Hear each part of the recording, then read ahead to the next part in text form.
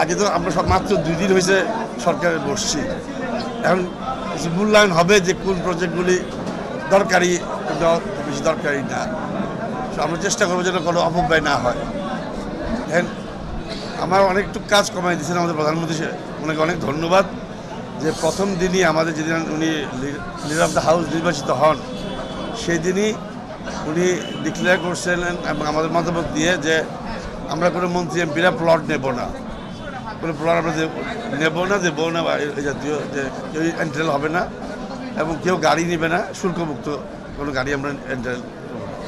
এটা হওয়াতে আমার জন্য অনেক কিছু সুবিধা হয়েছে যে অ্যাটলিস্ট এই তদবিরগুলি থেকে মুক্ত থাকবো। আর এই মন্ত্রণালয়ের দুর্নীতি নিয়ে যে কথা বলছেন, আমার সর্বাধিক চেষ্টা থাকবে যেন এটা কন্ট্রোলে নিয়ে আসা যায় এবং একদম যতদূর সম্ভব মানে লেস করাপশন এখানে বন্দোবস্ত করা যায়।